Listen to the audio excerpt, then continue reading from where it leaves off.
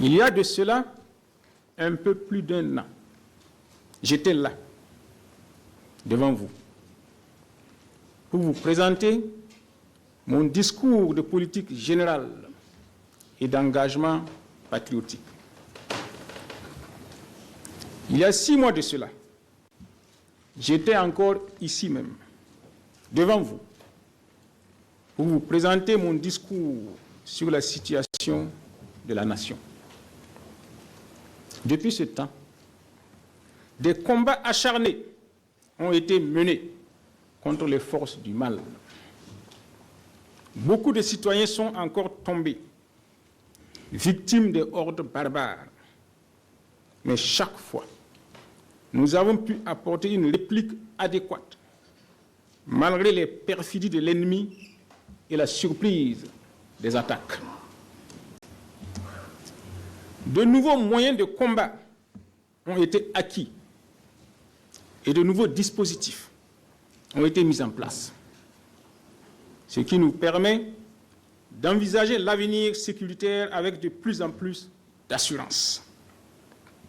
Dans le même temps, malgré la crise sécuritaire, nous avons fait face aux problèmes économiques et socio-culturels en vue de l'amélioration de la qualité de vie des citoyens. Les relations avec les partenaires intéressants ont été consolidées, et ce, sans perdre de vue la refondation de l'État. Pour ce qui est de la sécurisation du territoire, depuis mon dernier discours sur la situation de la nation, des réformes sont encore intervenues dans l'armée pour plus d'efficacité. 18 autres bataillons d'intervention rapide ont été créés, portant leur nombre à 25, ce qui permet un meilleur maillage du territoire. En outre, le Conseil des ministres du 25 octobre 2023 a adopté un décret portant création des groupements d'unités mobiles d'intervention dont la mission est de lutter contre toute forme de menace et principalement contre le terrorisme et le grand banditisme.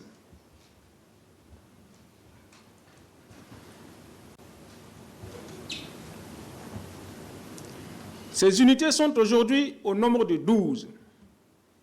Des hommes ont été formés et du matériel a été acquis pour l'équipement des bataillons et des unités spéciales. Sur le terrain, des innovations sont en cours pour une meilleure protection du territoire. La création du Fonds de soutien patriotique permet aux citoyens de contribuer à l'acquisition de moyens pour les forces combattantes. D'ici à la fin de 2023, les contributions attendues sont de l'ordre de 80 milliards. Le renforcement de la coopération militaire avec la Fédération de Russie permet le renforcement des capacités du personnel militaire et de meilleurs approvisionnements en armement et munitions. Face au blocus imposé par certains États occidentaux, une diversification était non seulement opportune, mais nécessaire. Nous avons également renforcé la coopération militaire avec la Chine et la Turquie. Cela nous a permis de disposer de moyens modernes et percutants. Le Burkina Faso dispose actuellement d'équipements de défense de dernière génération. Dans le domaine militaire, le régime de la transition est disposé à coopérer sans complexe avec tout État dans un esprit d'ouverture et de respect mutuel. Les villes de Ouagadougou et de Bobo-Dioulasso sont équipées de systèmes de vidéoprotection et de communication. Personne n'ignore le rôle que joue l'armée dans l'escorte de convois ou l'approvisionnement des zones à fort défi sécuritaire.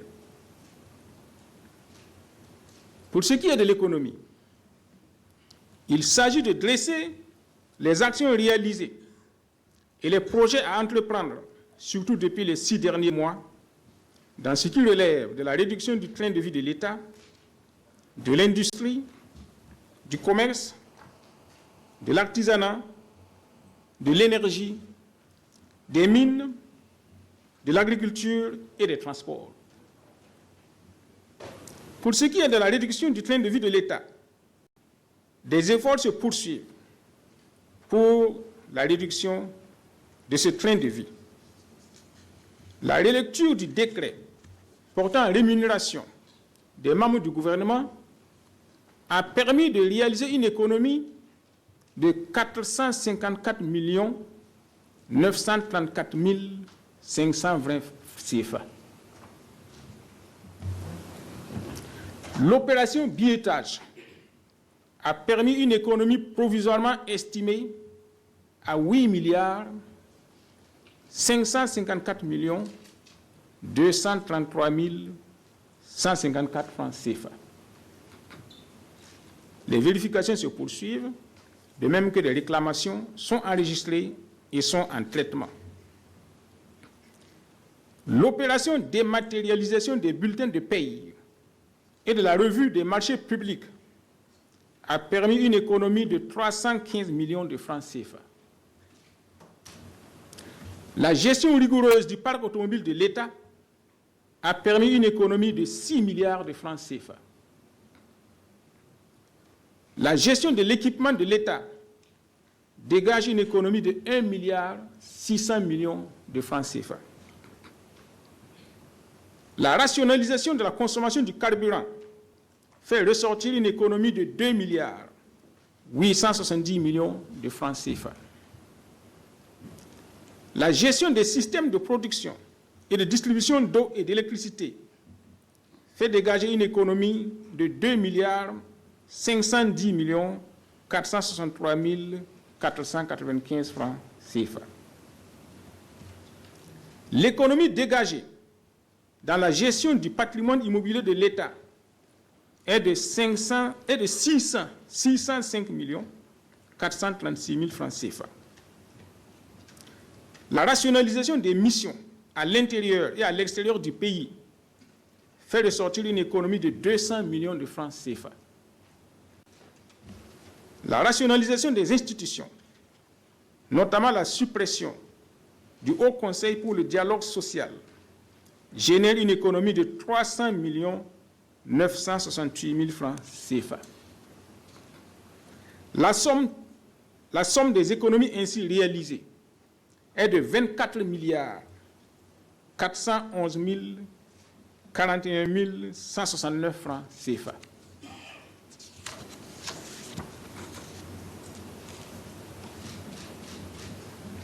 Le taux d'inflation, qui était de 14,1% en 2022, est projeté en forte baisse en 2023, avec une moyenne estimée à 1,9%, malgré l'augmentation de 100 francs du prix du litre du super au début de l'année.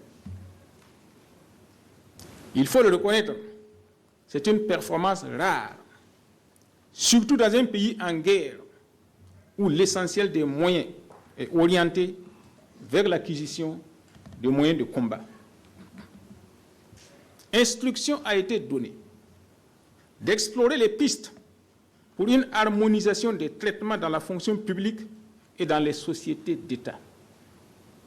Il est inadmissible que dans un pays où tout est prioritaire, même en temps de paix, que des agents accumulent des privilèges alors qu'à leur porte gémissent dans la pauvreté, voire la misère, la quasi-totalité des citoyens.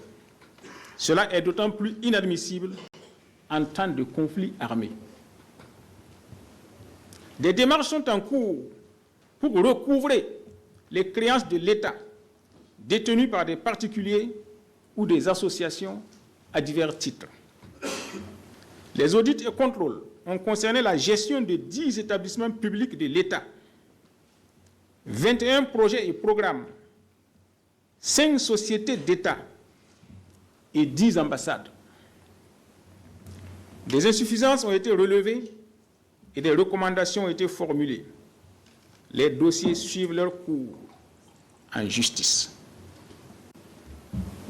Pour ce qui est de l'industrie, le régime de la transition est engagé à soutenir autant que possible l'entrepreneuriat national. Il convient de rappeler et d'insister que l'accent est mis sur la transformation des produits. Pour booster la production agricole, l'usine d'engrais de Coupéla est devenue opérationnelle et met à la disposition des populations un engrais de qualité. Le secteur de l'anacarde est en restructuration en vue de le dynamiser et de le moderniser.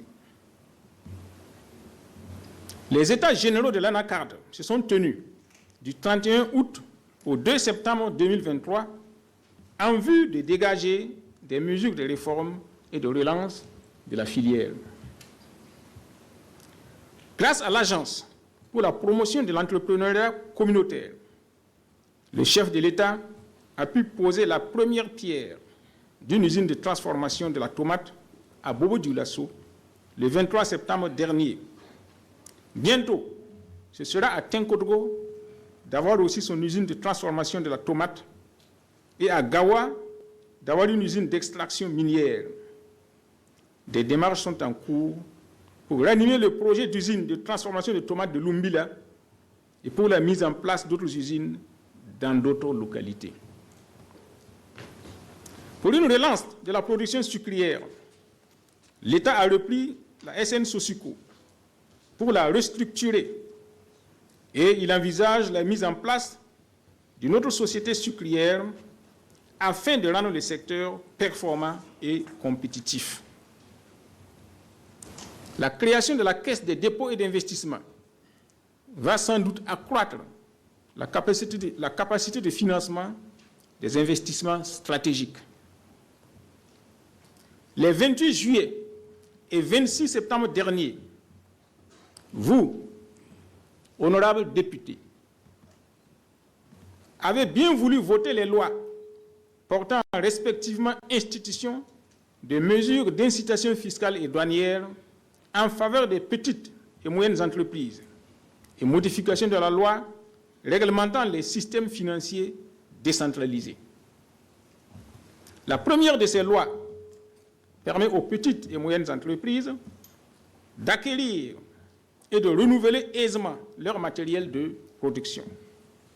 Quant à la seconde, elle offre la possibilité aux entreprises de lever des financements avec des institutions financières capables de partager avec elles les risques liés à leur plan d'investissement. Pour le développement de l'industrie de transformation, le programme de mise à niveau et de restructuration concerne 40 entreprises en difficulté dans les secteurs de l'huilerie et de l'énergie solaire. Le programme apporte des appuis financiers aux petites et moyennes entreprises, petites et moyennes industries, à travers l'action des fonds comme le Fonds burkinabé de développement économique et social et l'Agence pour le financement des petites et moyennes entreprises et petites et moyennes industries. Pour ce qui est du commerce, des textes réglementaires ont été pris pour fixer les prix de certains produits de grande consommation. Les structures publiques ont acheté des produits locaux d'un montant d'environ 65 milliards 132 millions de francs CFA sur une prévision de 30 milliards. Donc on a fait plus de 200%. Les produits pharmaceutiques ont été pris en compte dans la liste des produits et services soumis à réglementation afin d'en assurer le contrôle des prix. L'incubateur Burkina Textile a été mis en place en vue d'encadrer les jeunes entrepreneurs. Tout au long du mois d'octobre a été célébrée la 4e édition du mois du consommant local. Des missions de prospection et des démarches sont en cours avec des pays comme la Russie, le Venezuela, l'Iran, le Niger, en vue d'un approvisionnement régulier et à moindre coût en hydrocarbures. Dans le domaine de l'artisanat, un aspect de la politique de la transition trouve déjà à se concrétiser. L'application progressive du port de la tenue scolaire en Faso d'Anfani est en marche. Dans les localités ciblées, il est déjà effectif, un jour par semaine. Nous sommes heureux de voir comment les élèves la portent fièrement. Des mécènes ont même acheté des lots de tissus Faso d'Anfani qu'ils ont distribués gratuitement à des élèves, avec en sus le prix de la couture, tellement ils sont fiers de l'identité nationale retrouvée. L'application progressive du Faso d'Anfani a été décidée principalement pour deux raisons. Il nous est apparu que dans la situation actuelle, la production sur le marché ne peut satisfaire à la demande. En outre, le prix moyen actuel semble assez élevé par rapport au pouvoir d'achat des parents d'élèves. Des études et des démarches sont en cours pour l'extension progressive de la mesure à l'ensemble des établissements d'enseignement. Le 28 novembre, la cérémonie officielle de port de la toge unique en Faso d'Anfani par les enseignants-chercheurs s'est tenue à l'université Joseph Kizerbo. Il est admirable de constater l'élégance redoutable de la tenue, fruit du génie créateur d'une modeste couturière locale. Je tiens ici à féliciter le ministre de l'Enseignement supérieur, le professeur Adjima Tchombiano, qui a été d'une discrète efficacité dans le processus ayant abouti à ce résultat. Nous attendons à ce qu'il en soit ainsi pour tous les corps de métier. Dans le domaine de l'énergie, il n'est un secret pour personne que le Burkina Faso est en retard dans la production d'énergie électrique. Le chef de l'État a lui-même pris à cœur ce secteur. Vous avez tous appris les négociations qu'il a entreprises pour l'installation d'une centrale nucléaire au Burkina Faso. Ce qui semblait utopique il y a seulement quelques temps peut devenir une réalité.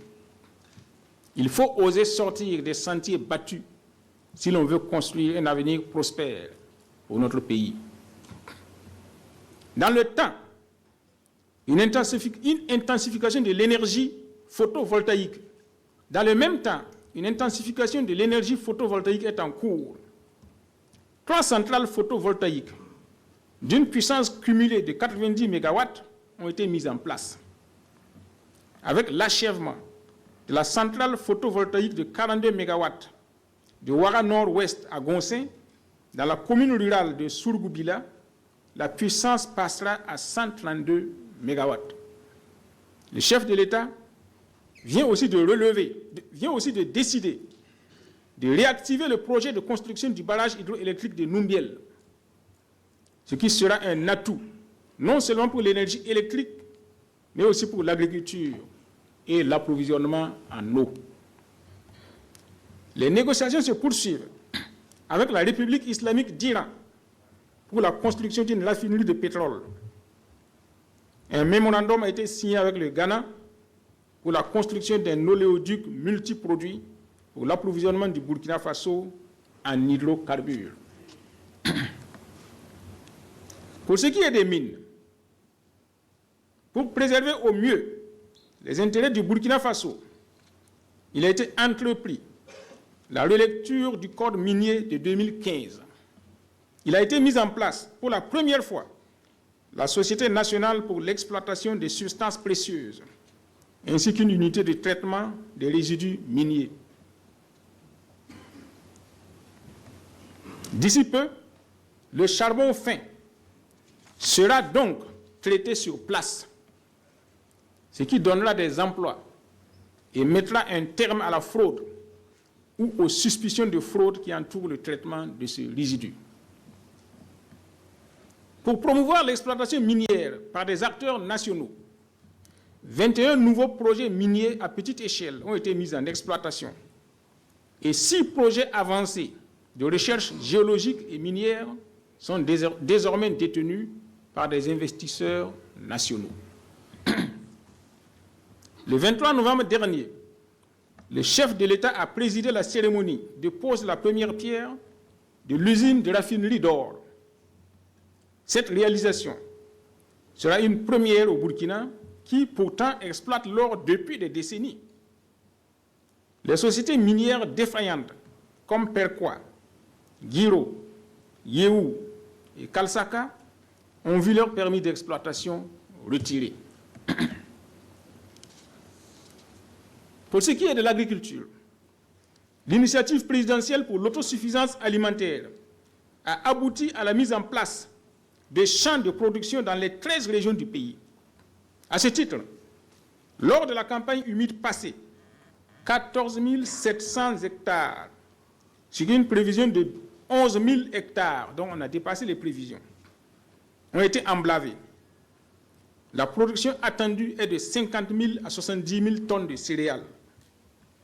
La réalisation de forages positifs dans 11 casernes et 6 maisons d'arrêt pour la production de légumes en saison sèche est en cours. Les constructions de poulaillers et des parcs sont également en cours pour la production de volailles et de petits ruminants dans les mêmes casernes et maisons d'arrêt. L'offensive agro-pastorale et halieutique 2023-2025 qui a été adoptée est un plan opérationnel qui projette d'atteindre la souveraineté alimentaire, de créer 100 000 emplois dans le secteur rural, le PIB agricole de près de 11%. Elle concerne 8 spéculations, dont le maïs, le riz, la pomme de terre, le blé, le poisson, la filière bétail et viande et la volaille.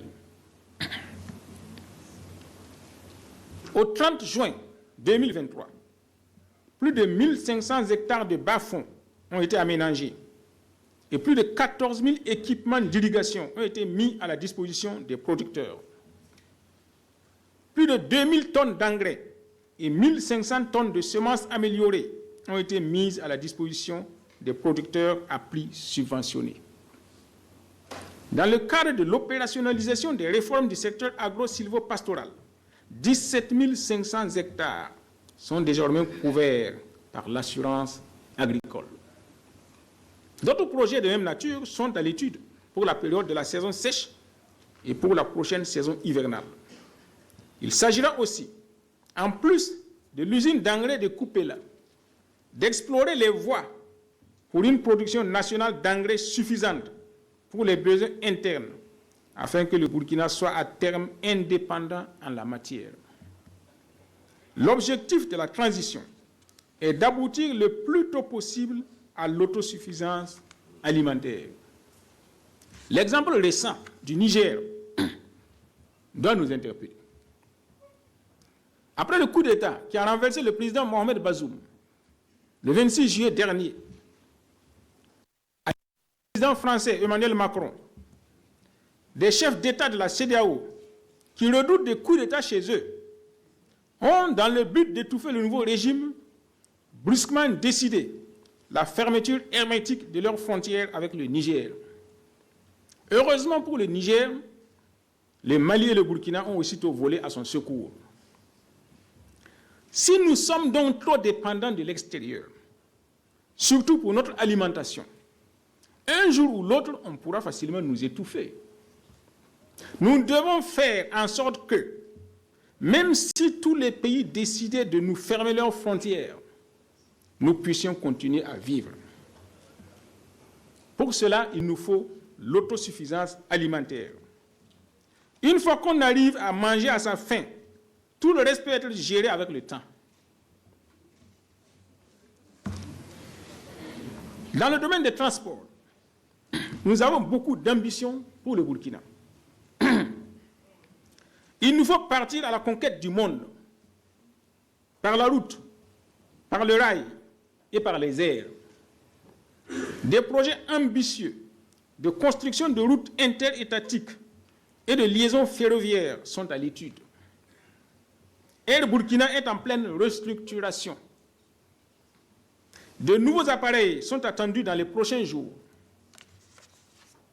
De nouvelles compagnies aériennes étrangères feront leur apparition dans le ciel burkinabé. Et nous envisageons de lancer Air Burkina à la conquête d'autres espaces. Pour ce qui est des routes nationales, le schéma général a été dressé lors de mon précédent passage ici. Il suffit d'indiquer, à titre de complément, que les routes et voiries urbaines dont le bitumage est en cours couvrent un linéaire de 428 km. Pour ce qui est des pistes rurales, le programme pour cette année est d'aménager 675 km. Afin d'améliorer l'accessibilité dans les villes et les campagnes, il a été adopté en Conseil des ministres du 30 août 2023 l'initiative présidentielle pour le développement communautaire, dont les travaux ont été officiellement lancés le 18 novembre dernier pour la ville de Ouagadougou. Cette initiative, dont le socle est la mobilisation et la participation communautaire, est une invite du chef de l'État aux populations à la base à se mobiliser et à prendre en charge les problèmes d'assainissement, de voirie, d'infrastructures socio-économiques qu'elles rencontrent au quotidien, et ce, avec l'accompagnement de l'État. Les travaux seront également lancés d'ici mi-décembre à Bobo-Dioulasso et devront s'étendre les mois à venir à toutes les communes du pays. Avec la République de Guinée, 3 accords pour le transit de nos marchandises ont été conclus. Il convient de noter aussi l'ouverture de la représentation du Conseil burkinabé des chargeurs au Ghana et la construction d'un nouvel entrepôt pour nos marchandises à San Pedro, en Côte d'Ivoire. Pour ce qui est du secteur social, cela concerne la santé, l'éducation, la jeunesse, l'humanitaire et la culture. Dans le domaine de la santé, des efforts se poursuivent pour l'harmonisation progressive des centres hospitaliers universitaires régionaux. Il a été procédé à la réglementation des emplois dans les services de santé publique pour limiter l'absentéisme et la concurrence déloyale des instituts privés de santé. Il a aussi été procédé au renforcement du plateau technique en imagerie médicale au profit du centre hospitalier universitaire Yalgado, au profit des centres hospitaliers Yalgado, Bokotogo et Sourou-Sano. À noter l'installation et la mise en fonction de scanners dans les centres hospitaliers régionaux de Koudgou et de Fadan-Gourma, l'acquisition de 5 scanners en cours d'installation au profit des centres hospitaliers régionaux de Zignaré, de Dori, de Dédougou et de Banfora. Le maintien de la politique de gratuité des soins a permis de prendre en charge 8 464 616 prestations chez les enfants de moins de 5 ans et 7 454 858 au profit des femmes dans les formations sanitaires publiques et privées pour un coût de 32 milliards de francs CFA. L'extension de la gratuité des soins a été actée au profit des personnes âgées et des personnes vivant avec le VIH. Il a été procédé à la digitalisation des procédures de soins et à l'opérationnalisation de la loi relative aux dons, au prélèvement, à la transplantation et au greffe d'organes, de tissus et de cellules humains. Plus de 4 milliards ont été mobilisés pour assurer le maintien de l'offre de soins et des services de nutrition, y compris la prise en charge des violences basées sur le genre dans les régions fortement affectées, notamment le Sahel et le Centre-Nord.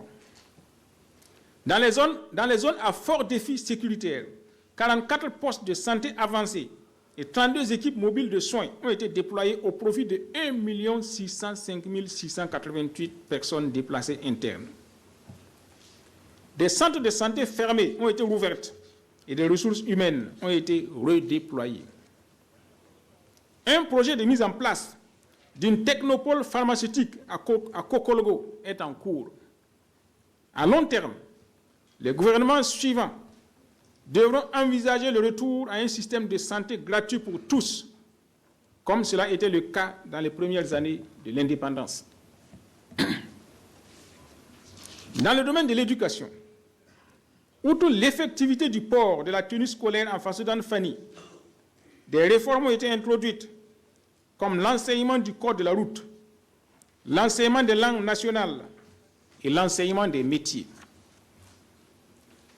Au niveau de l'enseignement supérieur, l'innovation majeure est la généralisation des enseignements par l'Université virtuelle du Burkina Faso, en vue de contribuer à résorber le retard académique dans les universités publiques. À la rentrée 2023-2024, près de 8 000 étudiants ont été orientés à l'université virtuelle. Pour accompagner cette dynamique, l'espace numérique ouvert de Karpala a été inauguré. Le déploiement de la solution de télémédecine de l'université virtuelle du Burkina Faso est effectif. Un incubateur de technologie a été mis en place à Bagrépol au profit des étudiants en fin de cycle d'études agro-silvopastorales. Pour ce qui est de la jeunesse, l'accent a été mis sur la formation professionnelle, le financement des projets et le placement en stage. Le lancement de l'initiative référent opportunité insertion a permis de créer dans toutes les communes rurales et urbaines des services de promotion de l'insertion professionnelle des jeunes. Des structures en charge de la formation professionnelle ont été fusionnées par la création d'une nouvelle structure dénommée Burkina Soudou Baodé en Fulfulde, qui signifie la maison des compétences du Burkina. 3 fonds de financement des projets de jeunes ont été fusionnés en un fonds unique dénommé Faso Kouna Willi, qui signifie relever les défis du Faso. Dans le domaine de l'humanitaire, il est à noter que plus de 3 millions de personnes vulnérables, dont des personnes déplacées internes, ont bénéficié d'un appui sur le plan alimentaire et en articles ménagers essentiels. Un appui au logement d'urgence a été apporté à 23 799 personnes déplacées internes et à 9 845 ménages vulnérables. Les personnes vulnérables sont progressivement insérées dans un système intégré agro-silvopastoral et de transformation. Ainsi, 1 millier de femmes PDI de 10 régions ont reçu une formation spécifique dans les métiers à tisser, en teinture de coco d'onda et en formation en finance communautaire, en gestion de coopératives et en commerce digital. 664 femmes déplacées internes en situation de mendicité ont été retirées de la rue et formées dans des métiers de leur choix. 49 213 kits d'installation ont été octroyés à des adolescents déplacés internes, à des handicapés et à des personnes vulnérables bénéficiaires de formations professionnelles. Dans les transferts monétaires, 122 517 ménages pauvres et vulnérables, y compris des PDI, ont pu bénéficier de soutien financier. Des camions ont été acquis pour renforcer les capacités opérationnelles du CONASUR dans le transport des vivres et du matériel. 4 entrepôts régionaux ont été exceptionnellement construits pour améliorer le maillage du territoire national en dispositif de gestion des crises. Près de 14 000 PDI et communautés hôtes ont été appuyés pour l'établissement de leurs documents d'identification, soit les actes de naissance et les cartes nationales d'identité burkinabé. Le coût global de toutes les actions en faveur des PDI et personnes vulnérables est d'environ 78 730 millions de francs CFA. De l'engrais, des semences améliorées, des aliments de bétail et des semences fourragères ont été mises à la disposition des personnes déplacées internes et personnes vulnérables. Dans les zones abritant les personnes déplacées internes, 53 fourrages équipés de pompes à motricité humaine, 9 postes d'eau autonomes, 1329 latrines familiales et 253 latrines communautaires ont été réalisées dans les zones abritant les personnes déplacées internes et personnes vulnérables. Pour ce qui est de la culture, nous avons un projet d'instaurer des journées d'engagement patriotique pendant lesquelles les citoyens seront invités à rehausser les valeurs patriotiques dans leur comportement et dans leur consommation. La première phase de ces journées, pour une durée de 2 semaines, pourrait commencer le 26 mars. On se rappelle que c'est le 26 mars 1983 que Thomas Sankara s'est réellement révélé au public lors du discours qu'il a prononcé à la place du 3 janvier, qui deviendra par la suite la place de la Révolution, puis la place de la Nation, et de nouveau la place de la Révolution. La deuxième phase, pour une durée de 2 semaines également, pourrait commencer le 2 octobre, en souvenir du discours d'orientation politique du 2 octobre 1983. Instruction a été donnée au ministre de la Culture, ici présent, de prendre les mesures nécessaires pour retrouver la signification des noms de familles qui existent au Burkina Faso, de même que la transcription exacte et la signification des noms de villes et villages du Burkina. C'est bien ça, hein?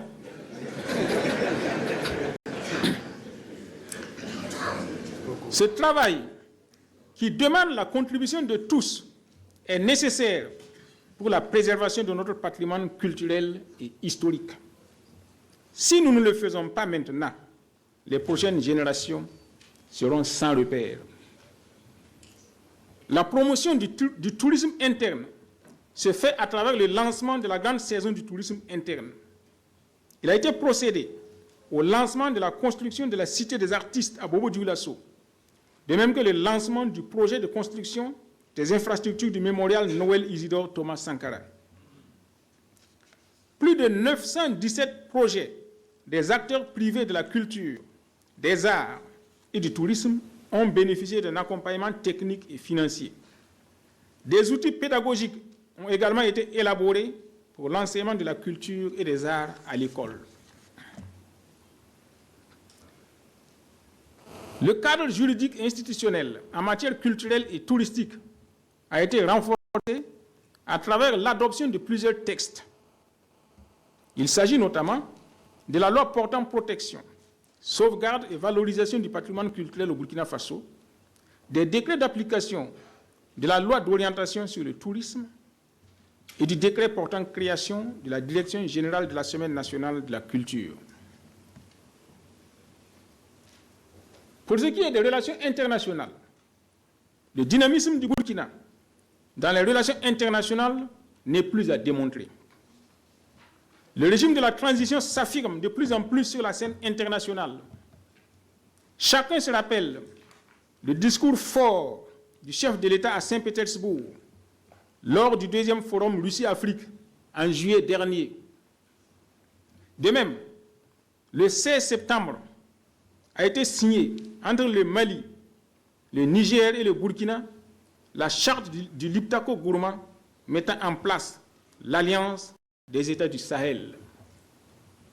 On se rappelle encore que quand nous avons évoqué la première fois une possible fédération avec le Mali, nous avons subi toutes sortes de railleries de la part des esprits bien pensants. Que disent-ils maintenant face au renforcement progressif et continu de nos relations avec le Mali et maintenant avec le Niger? Quant à nous, nous poursuivons notre chemin, indifférents aux sautes d'humeur des esprits conservateurs et sans ambition qui ont suffisamment montré leurs limites. Nous demandons simplement à la jeunesse de se dresser pour défendre son avenir et de ne pas le laisser être hypothéqué par des personnes sans autre perspective que leur amour propre et leurs intérêts personnels. L'Iran et le Burkina ont chacun ouvert maintenant une ambassade, respectivement à Ouagadougou et à Téhéran. Nous venons aussi de recevoir l'ambassadeur du Nicaragua avec résidence à Ouagadougou. La commission mixte Venezuela-Burkina se tiendra bientôt à Caracas, avec en perspective le renforcement de nos relations de coopération dans tous les domaines. Je salue au passage nos frères qui sont en Amérique latine, particulièrement au Venezuela, au Nicaragua, à Cuba, en Haïti, au Brésil, en Colombie, en Jamaïque et dans les Antilles.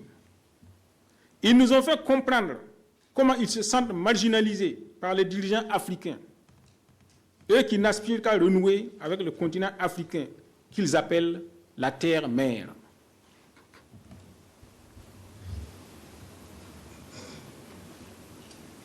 Pour ce qui est de la réforme de l'État,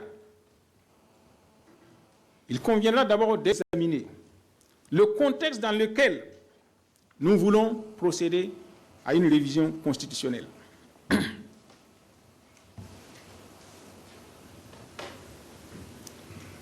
Les constitutions des pays occidentaux sont fondées sur les réalités sociales, tout en s'inspirant des exemples et des expériences des autres peuples. C'est le chemin que nous avons toujours prôné pour l'adoption d'une nouvelle constitution. Nous n'avons jamais dit que la nouvelle constitution sera coupée de tout apport extérieur, mais qu'elle devra d'abord avoir pour fondement des ressources endogènes, avec en appui toute autre valeur qui ne contrevient pas aux valeurs consensuelles des Burkinabés. Ce sera aux Burkinabés de tracer leur voie comme ils le voudront. Mais il ne s'agira aucunement de personnes triées sur le volet au moyen d'intrigues, d'opportunisme et de corporatisme qui vont se réunir en conclave pour élaborer un texte à leur convenance qui sera soumis pour adoption à des populations désemparées, sommées à coups de publicité et de propagande, de voter oui ou non pour un texte qu'elles seraient incapables de comprendre, encore moins d'expliquer. Tout devra partir du peuple et revenir au peuple. C'est lui qui écrira sa constitution. Dans la nuit du 26 septembre 2023, à partir de rumeurs de coup d'État, des milliers de citoyens de tous âges ont conflué vers les centres névralgiques de Ouagadougou, Bobo-Dioulasso, Ouayouguia et d'autres villes secondaires pour s'opposer à un quelconque coup d'État et marquer leur soutien au président Ibrahim Traoré et à la transition. Pourquoi ce mouvement spontané? Parce que ces gens comprennent pourquoi le président Traoré est venu au pouvoir. Ils comprennent ce qu'il fait du pouvoir et les perspectives qu'il dresse pour le futur du Burkina. La conclusion est simple. Quand les populations comprennent le pouvoir politique, son fonctionnement et ses objectifs, ils en deviennent les principaux artisans et défenseurs, et du coup, des boucliers contre les coups d'État et l'instabilité institutionnelle. J'ai souvent pris l'exemple de la chefferie coutumière. Pourquoi la lutte pour la conquête de la chefferie coutumière est parfois âpre? C'est parce que les citoyens en comprennent le sens. Pourquoi, une fois désigné, le chef coutumier n'est jamais menacé par un coup d'État? C'est parce que ce sont les citoyens eux-mêmes qui sont les défenseurs de l'institution. Et aussi parce que les règles de succession sont bien établies dans les différentes constitutions coutumières, comprises et acceptées par les citoyens du royaume, du canton ou du village. C'est à cela qu'il nous faut arriver avec la nouvelle constitution en gestation. Nous devons bien comprendre les enjeux. L'écriture d'une nouvelle constitution est une question de souveraineté politique, économique et culturelle. Nul ne peut s'épanouir réellement à partir des concepts d'autrui. Nul ne peut tracer son propre chemin à partir de règles établies par autrui. La Constitution, qui est la loi fondamentale, de laquelle toutes les autres lois tirent leur essence, doit donc être le reflet de la société, au risque de la conduire à la dérive. C'est ce manque d'adéquation que nous vivons actuellement au Burkina Faso, avec pour résultat une instabilité institutionnelle chronique depuis l'indépendance. Nous avons d'un côté des lettrés dont le corps se trouve souvent au Burkina Faso et l'esprit en Occident. Des diplômés formatés dans la pure pensée occidentale, sans une réelle capacité de contextualisation et d'adaptation. De l'autre côté, nous avons une paysannerie déboussolée, torturée entre la réalité du quotidien et les sophismes juridiques et politiques auxquels elle est confrontée. Il est évident que ceux qui ont construit leur carrière, leur fortune et leur prestige sur la connaissance, le maniement et la manipulation des constitutions occidentales, et qui n'ont eu ni le courage, ni la clairvoyance de s'interroger sur leur réelle utilité dans nos sociétés, ne voient pas d'un bon œil notre projet. Ils feront tout pour convaincre du contraire.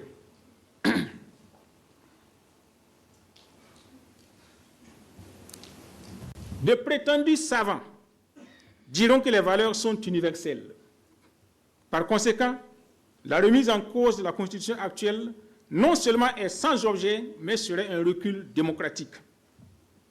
Ce qu'ils oublient, c'est que si les valeurs sont universelles, la façon de les vivre diffère d'une société à l'autre, et chaque société se les approprie et les exprime à sa façon. Le fondement est que chaque société a sa spécificité qui se traduit par un environnement, une culture, une histoire qui lui sont propres. Même la vie humaine n'a jamais eu la même valeur dans l'espace et dans le temps. Qui en Occident ne se souvient de ces sanctions horribles, comme les écartèlements, les bûchers, où l'on brûlait vif des gens pour de simples divergences politiques ou religieuses? Même de simples voleurs, ou supposés tels, étaient marqués au fer rouge. Nos sociétés ont-elles partagé ces valeurs avec l'Occident? La conception de la vie en société est-elle la même dans tous les pays du monde? Dans nos sociétés traditionnelles, l'éducation et l'apprentissage se font dès l'enfance avec les parents et le milieu social. Ainsi, l'adolescent n'a pas de problème d'insertion professionnelle. De nos jours, le manque d'emploi des jeunes n'a fait que ceux qui ont reçu l'instruction scolaire sans ancrage dans la réalité socio-économique. D'où la nécessité pour nous d'introduire l'enseignement des métiers dans les écoles.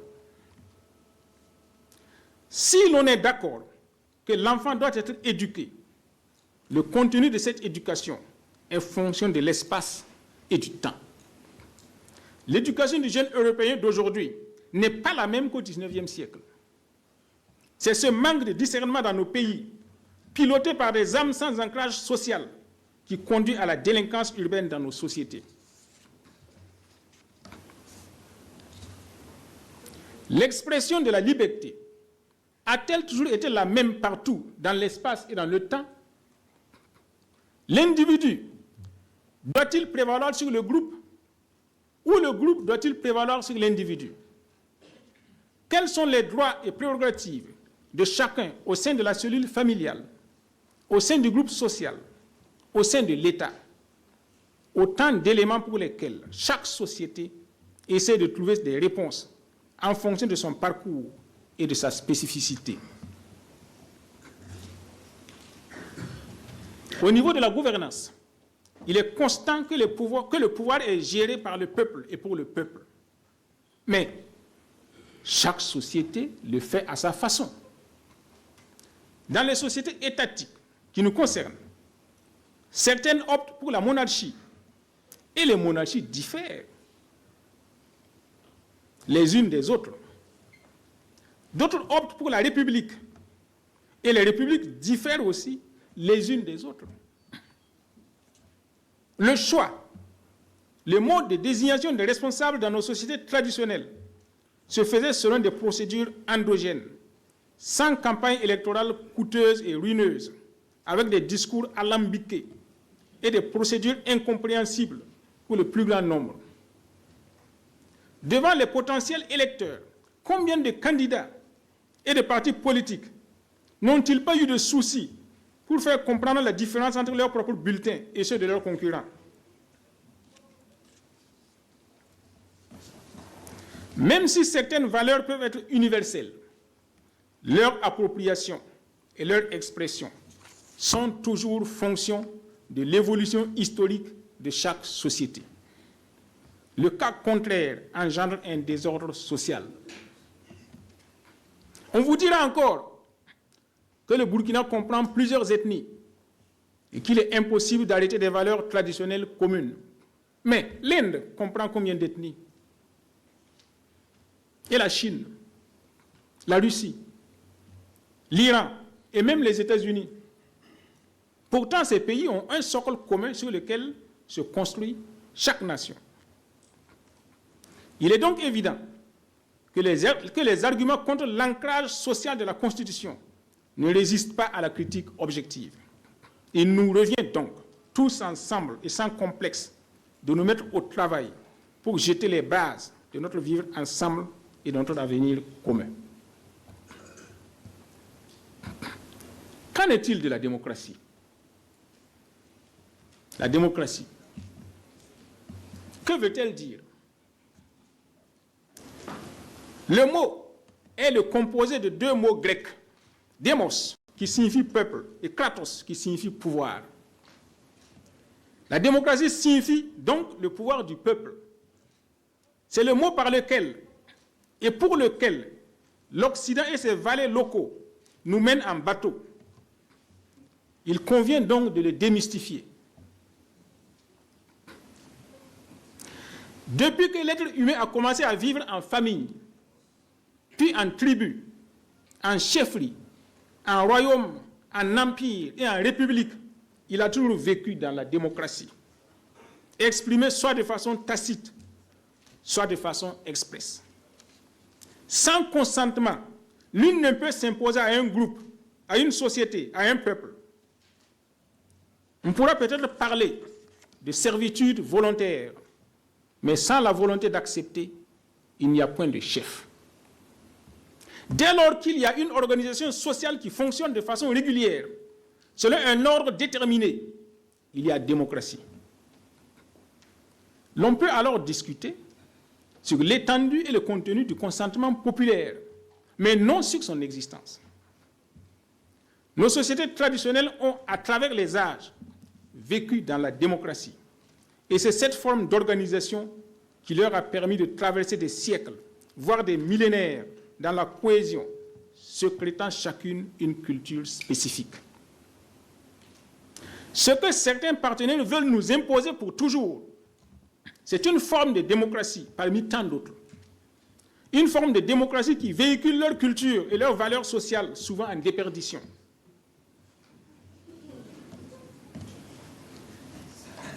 Il convient de rappeler que la démocratie à l'occidental est née à Athènes. Chaque État occidental a interprété à sa façon la démocratie athénienne pour l'adapter à son contexte. Pourquoi ne pourrions-nous pas, nous aussi, adapter la démocratie à notre contexte?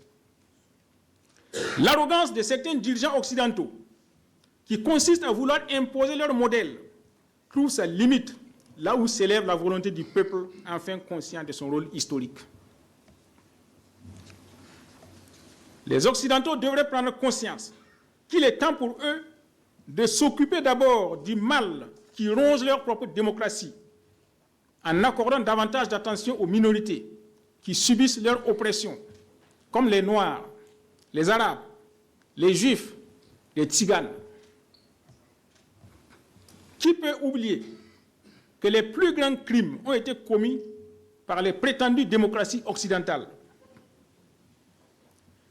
Il suffit de ne retenir que les deux guerres mondiales, dont le point culminant est la Shoah, la guerre du Vietnam, la guerre d'Algérie, les guerres d'indépendance au Cameroun et dans les colonies portugaises d'Afrique, la guerre d'Afghanistan, la guerre du Golfe, la guerre en Syrie, l'entretien de la rébellion de la Contra et toutes les actions injustifiées contre le régime sandiniste du Nicaragua, les coups d'État commandités contre les régimes nationalistes en Afrique et en Amérique latine, l'élimination du guide de la révolution libyenne et actuellement le terrorisme au Sahel qui a été suscité principalement par le gouvernement français contre les États du Sahel dans le but de prendre directement le contrôle de ces territoires.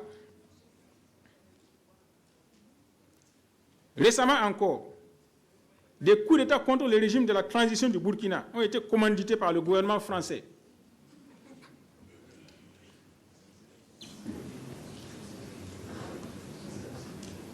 Avec un tel palmarès de hauts faits de crimes indescriptibles et imprescriptibles, dans un laps de temps très limité dans l'histoire, les États occidentaux peuvent-ils venir nous apprendre la démocratie? Heureusement pour nous, les jeunes Africains comprennent de plus en plus que c'est à eux de prendre leur destin en main. Honorables députés, le temps est venu de nous assumer en tant que communauté africaine, libre et indépendante dans un ensemble intégré. La patrie ou la mort, nous vaincrons.